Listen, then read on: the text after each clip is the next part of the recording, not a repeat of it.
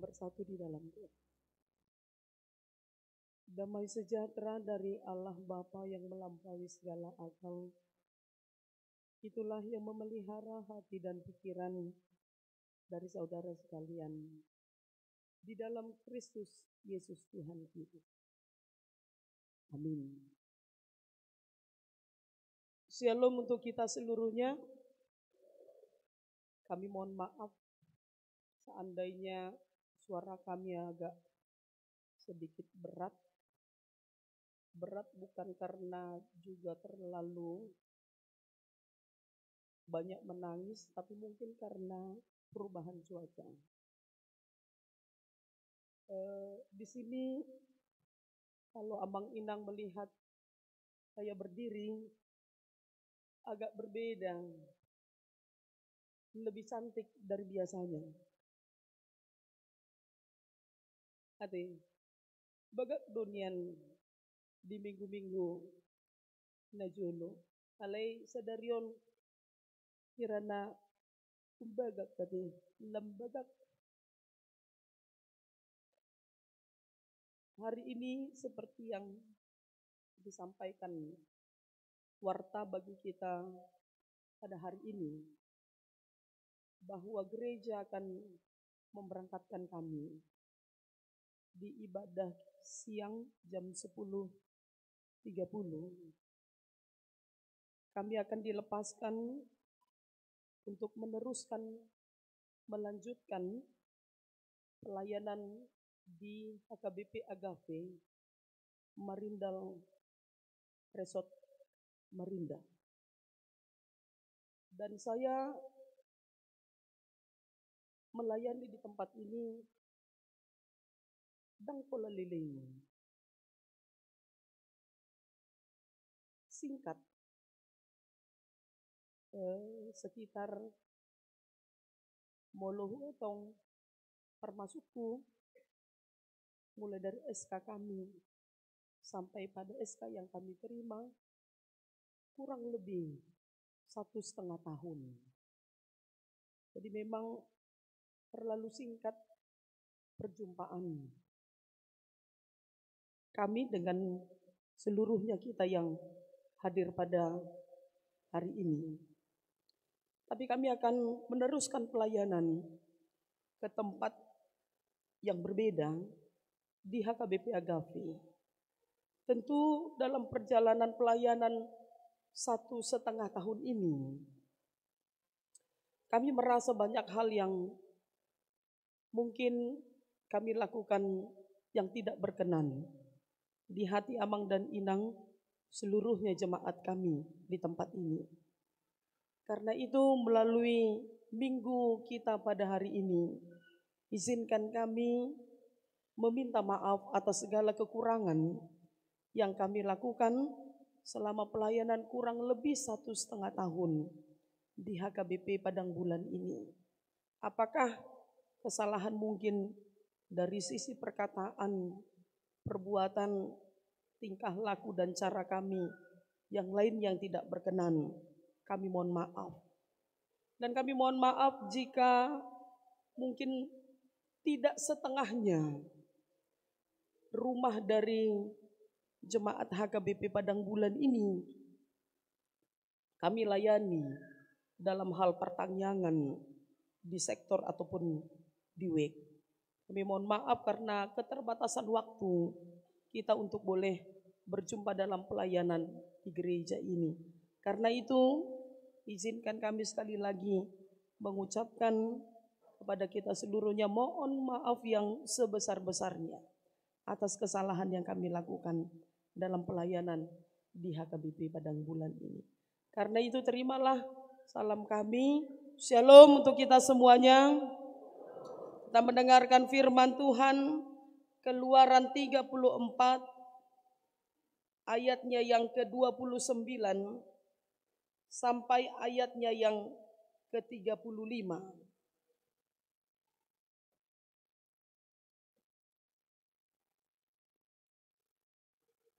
Kami akan membacakan untuk kita seluruhnya.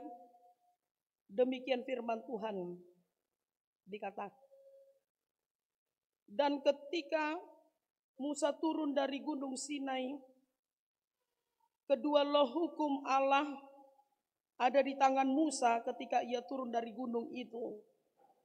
Tidaklah ia tahu bahwa kulit mukanya bercahaya oleh karena ia telah berbicara dengan Tuhan. Ketika Harun dan segala orang Israel melihat Musa tanpa kulit mukanya bercahaya, maka takutlah mereka mendekati dia. Tetapi Musa memanggil mereka, maka Harun dan segala pemimpin jemaah itu berbalik kepadanya, dan Musa berbicara kepada mereka. Sesudah itu mendekatlah segala orang Israel, lalu disampaikannya lah kepada mereka segala perintah yang diucapkan Tuhan kepadanya di atas gunung Sinai. Setelah Musa selesai berbicara dengan mereka, diselubunginya lah mukanya. Tetapi apabila Musa masuk menghadap Tuhan untuk berbicara dengan dia, ditanggalkannya lah selubung itu sampai ia keluar. Dan apabila ia keluar, dikatakannya lah kepada orang Israel apa yang diperintahkan kepadanya. Apabila orang Israel melihat muka Musa, bahwa kulit muka Musa bercahaya, maka Musa menyelubungi mukanya kembali sampai ia masuk menghadap untuk berbicara dengan Tuhan. Demikian firman Tuhan. Bapak, Ibu, Saudara yang dikasihi Tuhan kita Yesus Kristus, untuk memahami khotbah bagi kita pada hari ini, ada baiknya memang kita melihat dari pasal-pasal yang sebelumnya, di mana diceritakan bagaimana Musa akan meninggalkan bangsa Israel dan dia akan pergi naik ke gunung Sinai. Di pasal yang ke-24 ayat 18 dikatakan, ternyata kepergian Musa ini meninggalkan jemaatnya bukan waktu yang singkat, tetapi waktu yang sangat lama. 40 hari, 40 malam lamanya mereka harus ditinggalkan.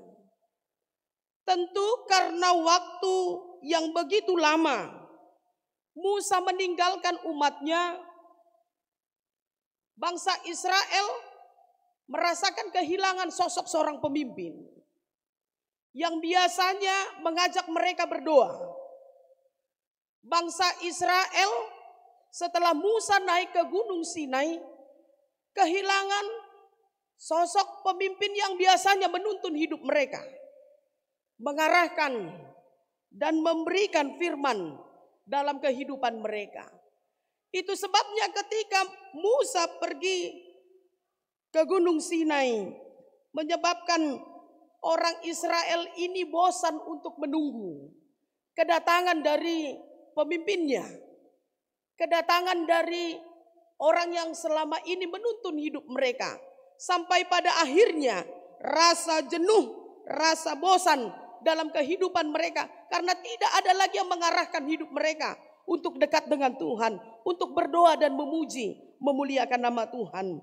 Di pasal yang ke-35 dikatakan, sampai pada akhirnya bangsa Israel mendirikan patung sembahan yang terbuat dari emas, dan itu dikumpulkan dari seluruh perempuan bangsa Israel. Anting-anting mereka, emas-emas mereka dikumpulkan, dijadikan menjadi patung yang mereka sembah, yang mereka puja, menjadi pemimpin, menjadi sosok yang mampu mengarahkan kehidupan mereka setelah Musa pergi meninggalkan bangsa Israel. Dan setelah itu terjadi, Musa turun dari gunung Sinai ini, ternyata Musa melihat perubahan itu terjadi. Musa sangat marah karena Musa pergi bukan sembarang pergi untuk dia bersenang-senang karena dia terbeban dengan murid yang dipercayakan Tuhan dalam kehidupannya. Musa pergi bukan karena dia merasa kecewa, merasa jengkel, merasa terbeban karena ada orang yang harus dia tuntun dalam kehidupannya. Tetapi Musa pergi karena dia ingin menerima perintah dan pesan yang Tuhan akan sampaikan dan dia beritahukan kepada bangsa Israel. Alani dukon di mana turun sian gunung Sinai dibawa 2 loh yang merupakan perintah yang akan disampaikan kepada orang Israel pada saat itu. Pada akhirnya apa yang dia dapati, apa yang dia jumpai tidak seperti apa yang dia inginkan. Itu sebabnya 2 loh yang dia bawa tadi, dia lemparkan itu, tidak jadi untuk disampaikan kepada bangsa Israel pada waktu itu. Dan nats khotbah bagi kita pada hari ini, kembali Musa, dia pergi ke Gunung Sinai karena ada kekecewaannya melihat orang yang dia tinggal bukan dalam waktu yang lama sekali, tetapi tidak ada kesetiaan dalam diri mereka, tidak ada tanggung jawab di dalam diri bangsa Israel. Dia pergi lagi naik ke Gunung Sinai, dia memohon dan meminta kepada Tuhan petunjuk apa yang perlu dikatakan dan disampaikan di tengah-tengah bangsa Israel yang telah murtad, yang telah berpaling dari Tuhan di tengah-tengah kehidupan mereka. Sama ternyata ketika Musa pergi ke Gunung Sinai pada awalnya, kedua kalinya pun ternyata hal yang sama yang dilakukan Tuhan, yang diperintahkan Tuhan kepada Musa melalui bangsa Israel. Kembali lagi 2 loh itu dipercayakan. 2 loh yang telah dibuang oleh Musa, 2 loh itu pula yang diberikan kembali oleh Tuhan kepada Musa untuk disampaikan dan diberitakan kepada bangsa Israel. Kalau kita melihat di ayat yang ke-28, ayat yang ke-28 dinyatakan di sana bahwasannya setelah mereka menanti-nanti kehadiran dari pemimpinnya, dari sosok yang mereka segani dalam kehidupan mereka, 40 hari 40 malam lamanya, ternyata kehadiran dan kedatangan Musa di sana. Musa tidak sama sekali seperti kita. Walau kita mungkin dibekali, mungkin kita menerima pelatihan, mungkin kita menerima dan mengikuti sesuatu hal, seminar dan lain sebagainya untuk memantapkan iman dan kepercayaan kita, supaya kita ditugaskan kepada orang yang telah dipercayakan dalam kehidupan kita. Mengikuti seminar itu bukan tidak makan. Tetapi dalam konteks ini justru yang berbeda yang kita lihat. Musa mengikuti Tuhan dalam kehidupannya, mematuhi apa yang Tuhan inginkan dalam kehidupannya. Dia sama sekali tidak menerima roti dan tidak minum air selama 40 hari 40 malam lamanya. Ini menjadi sesuatu hal yang sangat menarik. Sikap Musa dalam kehidupan kita. Bagaimana perjuangannya yang begitu berat untuk menerima panggilan Tuhan dalam hidupnya. Jadi bukan sekedar menerima panggilan seperti kita, tapi panggilan yang diterima oleh Musa dalam hal ini begitu berat untuk dia lakukan di tengah-tengah kehidupannya. Kita bisa bayangkan 40 hari 40 malam tidak makan dan tidak minum, hanya untuk menerima bekal kehendak dan perintah Tuhan yang hendak disampaikan di tengah-tengah kehidupan umat Israel, bangsa yang dipercayakan untuk dipimpin oleh Musa pada saat itu. Itu yang pertama yang menarik untuk kita lihat dalam konteks ini. Yang kemudian kita lihat di ayat yang ke-29. Dalam khotbah bagi kita pada hari ini, ketika Musa turun dari Gunung Sinai, ada 2 loh batu di tangannya. Dan ketika dia turun, ternyata setelah dia menerima dua loh itu, dia tidak sadar dan dia tidak tahu bahwa wajahnya setelah berjumpa dengan Tuhan dipenuhi dengan cahaya yang berkilauan. Artinya dari ayat yang ke-29 ini, ketika kita paham bagaimana kehadiran dan diri Musa yang telah menerima dua loh itu berjumpa dengan Tuhan, mukanya bercahaya, dan itu tidak dia sadari, dan itu dia tidak tahu. Baturun di mana baturun? Tetapi orang yang menerima kehadirannya, orang yang melihat dia, mereka melihat bagaimana cahaya yang begitu berkilauan ada dalam diri Musa, wajah Musa pada saat itu. Sehingga didapati oleh bangsa Israel yang melihat kehadiran dan wajah Musa yang bercahaya ini membuat mereka takut. Karena awalnya Musa datang melihat keadaan bangsa Israel tidak seperti yang dikatakan di ayat 29 ini. Mukanya belum bercahaya. Tetapi ketika kedua kalinya Musa kembali lagi datang ke Gunung Sinai. Lalu dia turun. Dia membawa dua loh yang sama. Yang diperintahkan Tuhan yang tidak berubah dalam kehidupan bangsa Israel. Tapi kali ini kedatangan Musa di hadapan bangsa Israel ternyata memiliki daya tarik yang berbeda. Wajahnya dipenuhi dengan cahaya yang membuat mereka pada akhirnya ketakutan. Awalnya tidak bercahaya. Aledukon nakok Musa itu gijang. Tua di mana Musa itu? Gunung Sinai. Melihat bangsa Israel pada saat itu. Dilihat wajahnya sudah bercahaya. Inilah yang membuat ketakutan yang luar biasa di tengah-tengah kehidupan bangsa Israel pada saat itu. Musa menyampaikan perintah Tuhan. Musa berbicara di tengah-tengah kehidupan bangsa tersebut. Dan sampai pada akhirnya ketika Musa menyampaikan perintah Tuhan ini, menyampaikan pesan yang diharapkan itu boleh dilakukan bagi bangsa Israel. Sampai pada akhirnya mereka tidak sanggup untuk melihat cahaya kemuliaan yang ada dalam wajah dari Musa tersebut. Dan akhirnya karena memang mereka takut melihat wajah Musa, sampai akhirnya Musa dikatakan dalam hal ini menutupi wajahnya. Ditutupi karena memang ada ketakutan dari orang yang melihat, yang menerima firman Tuhan di tengah-tengah kehidupannya. Bapak, Ibu, Saudara yang terkasih, apa yang mau kita lihat dari pengalaman hidup Musa? Ketika dia datang kepada Tuhan dan ketika dia juga akan melaksanakan apa yang Tuhan perintahkan dalam kehidupannya, terjadi dua hal dan ini bertolak belakang.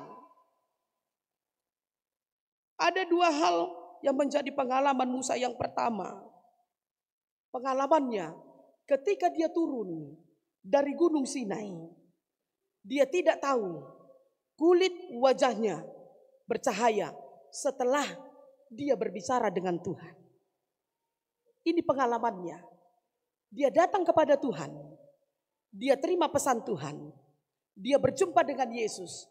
Turun dia. Setelah dia berjumpa dengan Tuhan Yesus bertemu, kulit wajahnya bercahaya.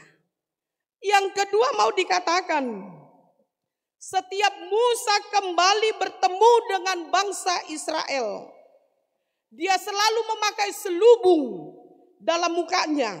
Karena apa? Karena ada ketakutan dari bangsa Israel yang menerima kebenaran firman Tuhan dalam kehidupannya. Sehingga mereka tidak sanggup melihat cahaya dan kulit wajah Musa. Ini bertentangan. Ketika Musa berjumpa dengan Tuhan, wajahnya berseri. Tetapi bangsa Israel berjumpa dengan Tuhan melalui kehadiran Musa. Justru mereka tidak tahan, tidak sanggup, takut. Padahal firman Tuhan yang dibawa. Mereka meminta supaya diselubungi karena tidak mampu untuk menerima kebenaran firman Tuhan itu. Berbeda dengan Musa dalam kehidupannya. Roy mana pada putun debata, dia terima, dia dengarkan firman-Nya, dan dia lakukan dalam kehidupannya, mukanya berseri. Tetapi bangsa Israel yang menerima kebenaran firman Tuhan, yang mendengarkan firman itu, tetapi justru mereka ketakutan dan tidak mampu melakukannya di tengah-tengah kehidupannya. Karena itu ini yang ditunjukkan yang bertolak belakang melalui pengalaman hidup dari Musa yang disampaikan kepada kita. Karena itu Bapak Ibu Saudara yang terkasih, dari dua hal yang bertolak belakang ini, apakah yang hendak dikatakan bagi kita? Yang hendak dikatakan bagi kita yang pertama, setiap orang yang sungguh-sungguh berjumpa dengan Tuhan Yesus, yang sungguh-sungguh bertemu dengan Tuhan, maka dalam dirinya pasti akan terjadi perubahan yang drastis. Ya. Orang yang sungguh-sungguh bertemu dengan Tuhan dalam hidupnya, pasti akan ada perubahan yang drastis dalam kehidupannya. Pasti hidupnya akan memancarkan cahaya kemuliaan Yesus dan itu berpengaruh bagi kehidupan orang banyak. Sebaliknya, orang yang berdosa seperti halnya bangsa Israel dalam khotbah ini, ketika dia melihat cahaya kemuliaan Yesus, justru yang terjadi adalah ketakutan. Oleh karena itu mau dikatakan dalam kehidupan kita, dosa dan kemuliaan itu tidak pernah berhubungan dalam kehidupan manusia. Kegelapan dan terang itu tidak akan pernah menyatu dalam kehidupan kita. Tidak akan bersinergi keduanya di tengah-tengah kehidupan manusia. Umat Israel bisa berhadapan dengan Musa jikalau dia diselubungi wajahnya. Artinya keberdosaan itu selalu menghambat yang namanya cahaya yang akan diberikan dalam kehidupan kita. Keberdosaan itu pasti bertolak belakang. Dia tidak akan pernah sinkron dengan yang namanya keindahan berita firman dalam kehidupan kita. Karena itu dibutuhkan di tengah-tengah kehidupan orang yang percaya, para hamba-hamba Tuhan. Termasuk kita yang berkumpul pada hari ini. Kita harus mampu seperti Musa yang tangguh imannya. Pajupang dohot debata, iasian bagasan rohana. Dia mau berjumpa dengan Tuhan. Dia tidak sekedar berjumpa dengan Tuhan. Dan dia mau melakukan yang ditugaskan Tuhan dalam kehidupannya. Sekalipun orang yang menerima kebenaran firman itu pada akhirnya menolak. Tetapi dia tetap melakukannya di tengah-tengah kehidupannya. Dia bertahan untuk melayani. Sekalipun tidak makan dan tidak minum. Bertahan dia untuk melayani. Dengan kemampuan itu yang pasti, maka cahaya kemuliaan itu akan bersinar dalam kehidupan kita. Kalaupun banyak rintangan, hambatan, lahu mangulahu nadenggan, biasa deh. Karena yang mau kita petik tadi, setelah kita melakukannya itu, orang akan melihat, tebudu habiati, gabi halak Kristen. Ditampar pipi kanannya, diberikan juga pipi kirinya. Persilih-lehon, burju martamue. Nampak, dirasakan, cahaya itu terasa bagi orang-orang di sekitar kita. Dan tentu ini menjadi tugas dalam kehidupan kita yang tidak bisa kita andalkan dengan kekuatan dan kemampuan dan kehebatan kita. Maka kita harus dikatakan minggu ini, minggu estomihi. Tuhanlah gunung batuku. Tidak bisa orang Kristen melakukan firman karena melakukan dan mengandalkan kemampuan dan kehebatannya. Dia harus mengandalkan Tuhan sebagai gunung batu dalam kehidupannya. Karena itu melalui firman bagi kita pada hari ini Bapak Ibu Saudara yang terkasih, menjadi pesan dan pengajaran yang sungguh luar biasa dalam kehidupan kita. 3 hal yang kami mau katakan. Yang pertama, perjumpaan serius dengan Tuhan, maka akan membuat wajah kita bercahaya bagi banyak orang. Kalau kita sudah berjumpa dengan Tuhan, mau lupa jupang kita sonari, dohot debata, yang pasti keluar kita sian bagas joroon, dangadong bohi namar suhi-suhi be. Dangadong bebohi namar sungut-sungut. Danga dong bebuhi na menahan na kesakitan. Basa mapa Jepang au doton.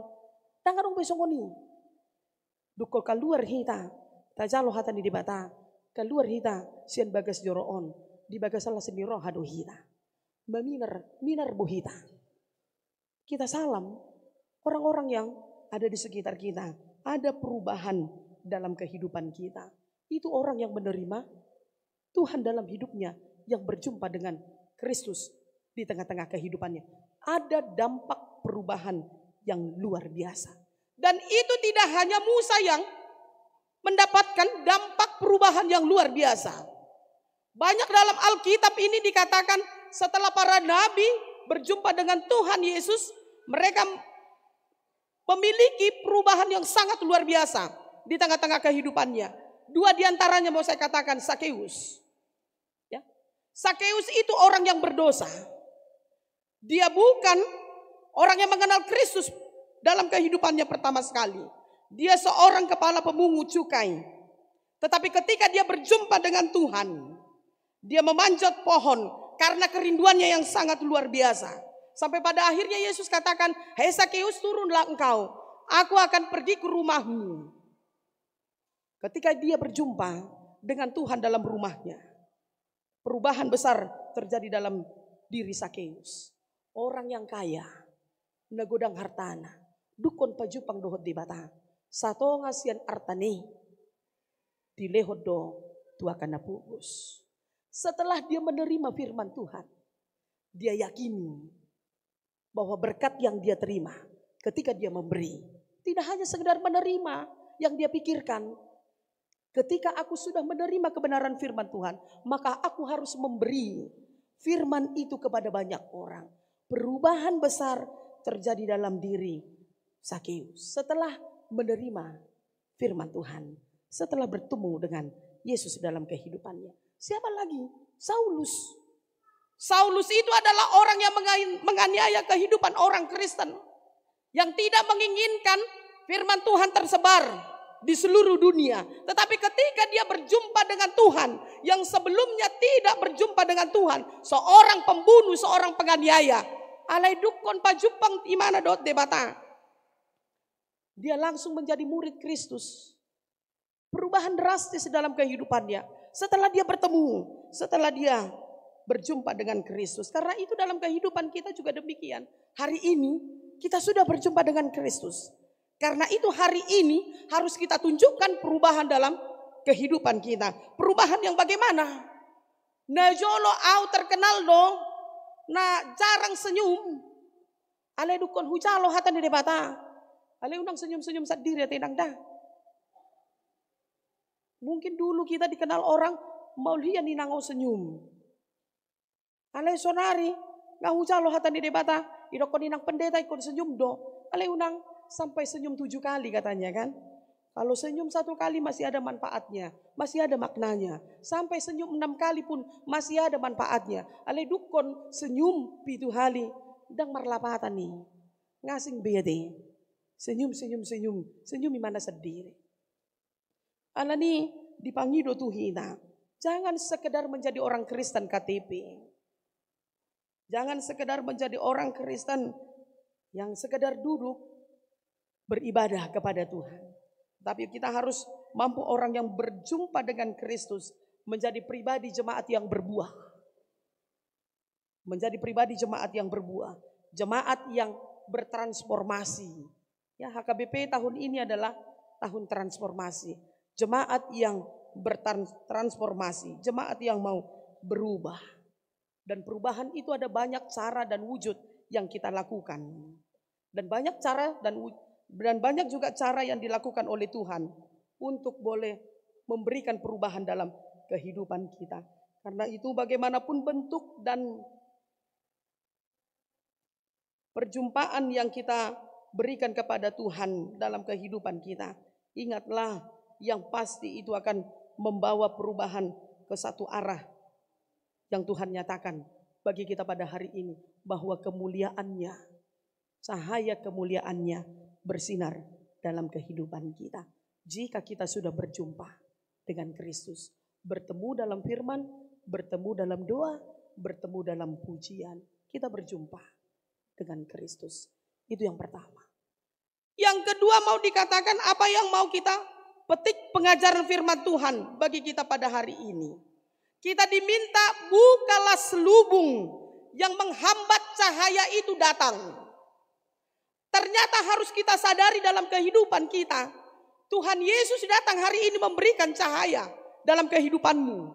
Tetapi kadangkala orang Kristen masih memiliki penghambat. Ada penyelubung, terselubung hidupnya, terselubung hatinya, terselubung dirinya untuk menerima cahaya Tuhan dalam kehidupan kita. Kita diminta untuk membuka ini. Jangan lagi menjadi penghambat. Tuhan sudah datang memberikan cahaya itu. Jangan lagi tutupi mukamu. Jangan lagi tutupi hatimu. Jangan lagi tutupi pikiranmu. Mungkin kita adalah orang yang memiliki selubung. Karena kita adalah orang yang sombong. Itu selubung. Karena kita adalah orang yang iri hati. Itu selubung dalam hidupmu. Karena kita adalah orang yang temperamen, emosional. Itu selubung dalam hidupmu. Alani didok konsonari. Wajah Tuhan sudah ada dalam hidupmu. Karena itu, buka selubung ini. Tinggalkan itu. Singkirkan itu dalam kehidupanmu. Mari kita membuka diri kita untuk menerima cahaya Tuhan. Mari dengan iman, pengharapan, dan kasih kita. Kita membuka selubung itu. Agar kemuliaan Tuhan bercahaya lewat kata, perbuatan, dan tindakan kita. Itu yang kedua. Dan yang ketiga mau dikatakan memancarkan cahaya Tuhan. Itu bisa kita lakukan lewat tanggung jawab yang Tuhan percayakan dalam hidupmu. Cahaya itu bisa terpancar lewat tanggung jawab yang kau lakukan dalam hidupmu. Ya, bagaimana di sini dikatakan Musa menerima panggilan Tuhan dalam hidupnya. Apapun panggilan yang Tuhan mau dalam kehidupan Musa. Lihat dia melakukannya dengan tanggung jawab. Pergilah ke Gunung Sinai.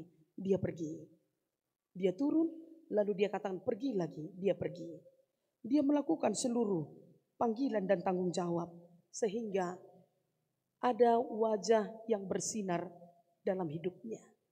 Karena itu Tuhan katakan, kau sudah menerima firman Tuhan. Tanggung jawabmu lakukan firman itu. Sampaikan firman itu di tengah-tengah kehidupanmu. Maka kehidupan kita akan terpancar.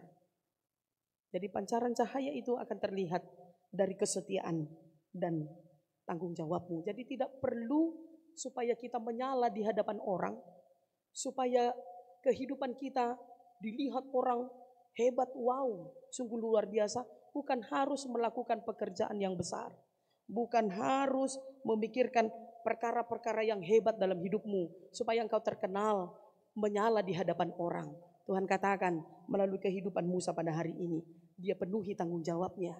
Dia setia kepada Tuhan. Hidupnya bersinar. Hari ini pun kita demikian. Tidak perlu memikirkan yang hebat, yang luar biasa. Supaya dikenal orang. Mulailah dari hal yang kecil dalam hidupmu. Setialah kepada Tuhan. Lakukan tanggung jawabmu. Pasti engkau akan bersinar di hadapan banyak orang. Pasti orang akan melihat cahayamu dalam kehidupanmu. Tunjukkan cahaya itu kepada siapapun. Jangan sekedar kepada kami, kepada kita seluruhnya. Tapi tunjukkan itu kepada orang banyak. Bahkan tunjukkan itu kepada dunia ini.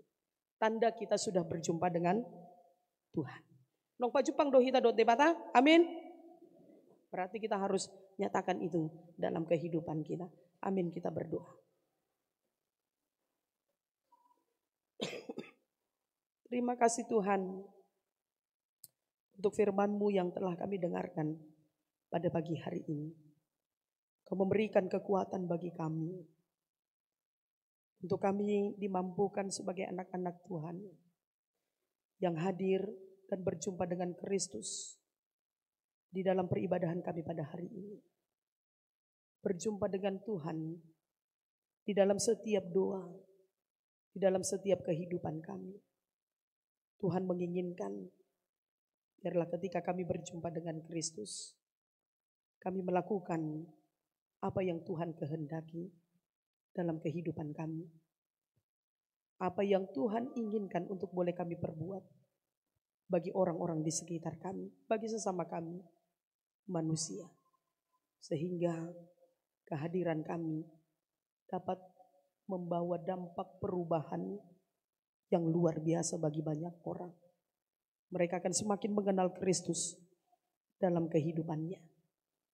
Mereka semakin memberikan hati dan pikiran mereka untuk datang ke hadapan-Mu, memuji dan menyembah Engkau dalam kehidupannya.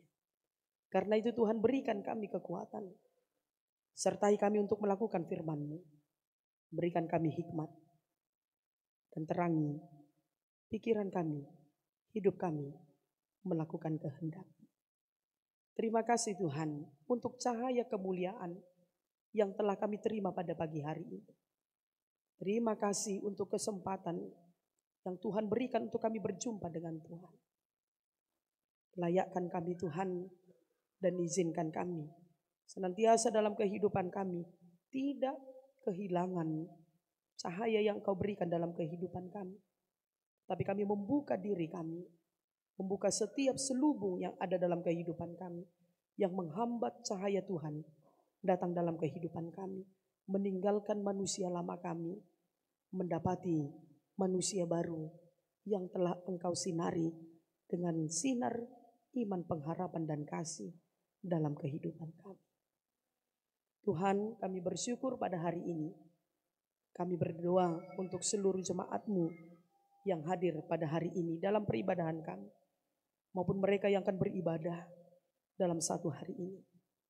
Biarlah Tuhan yang menuntun hidup mereka. Tuhan yang memberikan kesehatan, umur yang panjang, memberkati setiap pekerjaan tangan mereka. Yang bergumul, Tuhan boleh kuatkan dalam kehidupan mereka. Yang sakit Tuhan sembuhkan, sehingga kami boleh bersama-sama selalu untuk memuji dan memuliakan nama Tuhan. Tuhan, pada hari ini kami sungguh bersyukur dan mengucapkan terima kasih. 1,5 tahun kami boleh bersama dengan seluruh jemaat-Mu HKBP Padang Bulan di tempat ini, dan seluruh jemaat tamu yang setia beribadah di tempat ini. Terima kasih untuk pelayanan yang telah Tuhan percayakan dalam kehidupan hamba secara khusus. Biarlah Tuhan, pada hari ini gereja akan melepas kami untuk melanjutkan pelayanan selanjutnya ke HKBP Agape Simpang Marindal. Kiranya Tuhan, dengan pertemuan perjumpaan kami pada hari ini, seperti halnya kami berjumpa dengan Kristus, perjumpaan ini dapat memberikan buah di tengah-tengah kehidupan kami. Perjumpaan kami ini dapat memberikan motivasi dalam kehidupan kami untuk tetap senantiasa melayani Tuhan, setia di dalam setiap firman yang telah Engkau berikan dalam kehidupan kami. Kami menyadari secara khusus sebagai pelayan Tuhan di tempat ini, dalam perjumpaan ini, banyak dosa dan kesalahan yang kami lakukan Tuhan. Di hadapan jemaat-Mu melalui pelayanan yang boleh berjalan selama 1,5 tahun lamanya. Kami bermohon Tuhan, ampuni kami, supaya kami layak di hadapan-Mu. Dan kami menyerahkan kehidupan jemaat-Mu yang akan kami tinggalkan di tempat ini. Sertai mereka dalam sukacita, sertai mereka dalam umur yang panjang, sertai mereka di dalam iman, pengharapan dan kasih mereka untuk tetap memuji dan memuliakan nama Tuhan dalam kehidupannya.